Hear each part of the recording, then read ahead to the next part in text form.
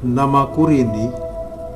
Aku seorang karyawan di salah satu perusahaan swasta yang berjalan di bidang minuman ringan.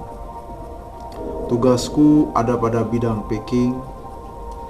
Sebagai ketua divisi membuatku harus selalu siaga pada kejadian apapun. Hal yang sering terjadi adalah macetnya mesin untuk packing karena tersangkut oleh kabel yang dipasang. Namun, karena pengalaman kerjaku yang sudah sangat lama, sehingga aku sudah tahu apa yang harus dilakukan apabila ada masalah seperti ini. Singkat cerita, aku tinggal bersama kedua orang tua yang kebetulan masih sehat walafiat. Walau di usia sangat tua, tetapi karena jarak rumah dan pabrik tempatku yang bekerja ini sangat jauh, membuatku memilih untuk pindah rumah dan menitipkan kedua orang tuaku kepada adikku. Rumah baruku tidaklah besar, hanya cukup untuk dua kamar tidur yang rencananya akan ditempati temanku yang bernama Nina. Sebuah kamar tidur, sebuah kamar mandi, ada dapur, ada ruang tengah dan ruang tamu.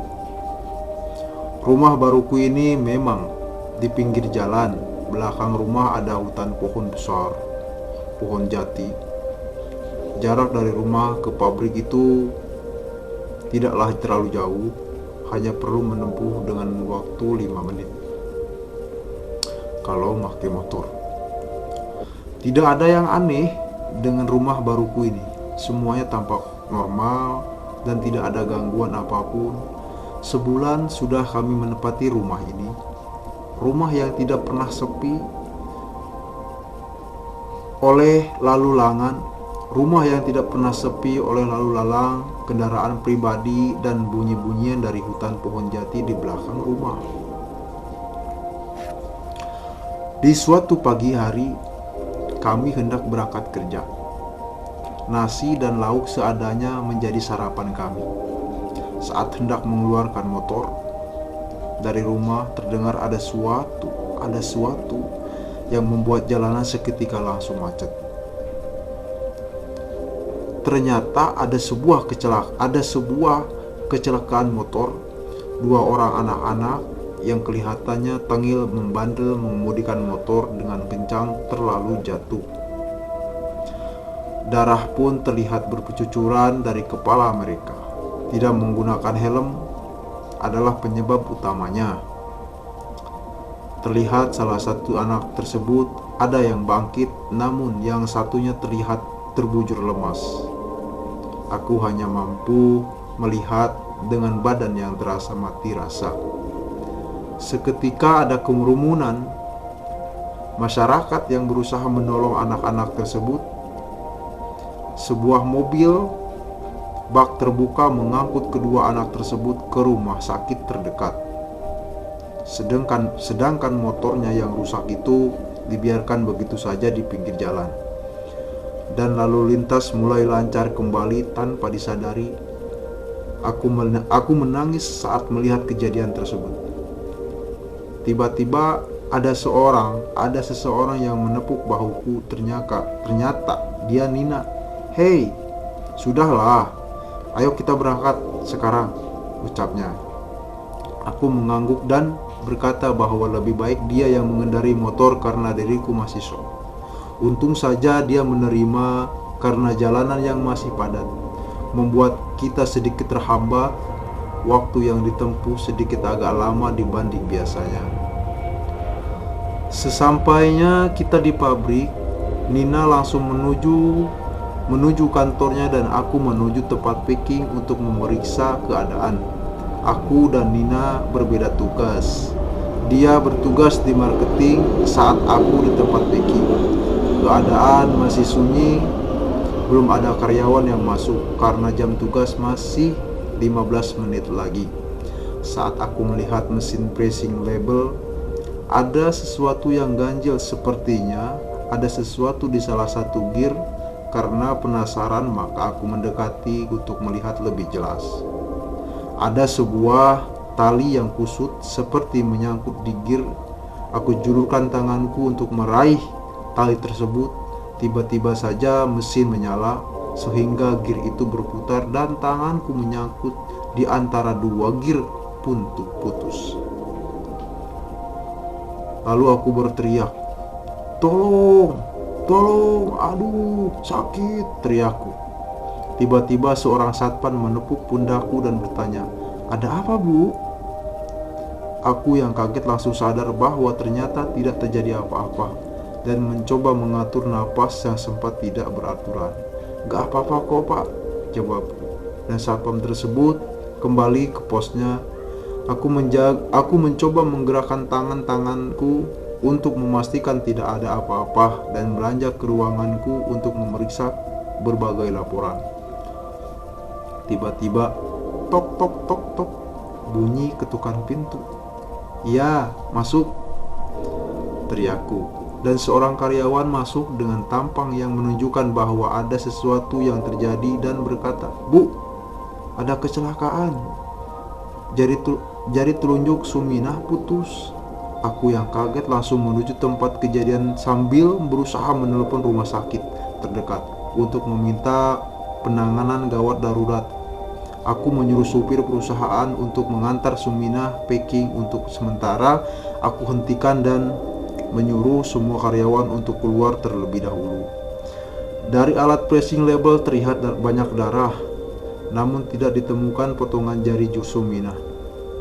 Mungkin dibawa ke rumah sakit, pikirku. Lalu datanglah pihak kepolisian beserta jajaran direksi perusahaan untuk memeriksa tempat kejadian dan aku dimintai sebagai keterangan. Setelah 30 menit berlalu, dimintai keterangan, aku memilih menyendiri di ruangan kerjaku. Aku terpaku pada jam dinding sembari memikirkan apa sebenarnya yang terjadi. Pagi ini aku melihat kecelakaan motor. Aku mengalami hal seperti mimpi bahwa tanganku putus, yang pada akhirnya justru terjadi pada salah satu teman kerjaku. Aku membuka laci meja kerjaku dan aku terkejut melihat potongan jari telunjuk yang dilumuri darah. Aku menangis histeris sambil menutup hidungku dan mulutku. Aku keluar ruangan dan memberitahu kepada semua yang ada di sana bahwa aku menemukan potongan jari telunjuk. Saat pihak kepolisian memeriksa, diambillah potongan tersebut untuk diselidiki. Tiba-tiba aku dibanjiri pertanyaan, kenapa bisa jari itu ada di laci mejaku? Dalam hatiku, aku hanya menangis dan berkata, "Aku tidak tahu." Diperiksalah CCTV yang ada di dalam ruangan kerjaku, menunjukkan ada seorang karyawan yang menaruhnya.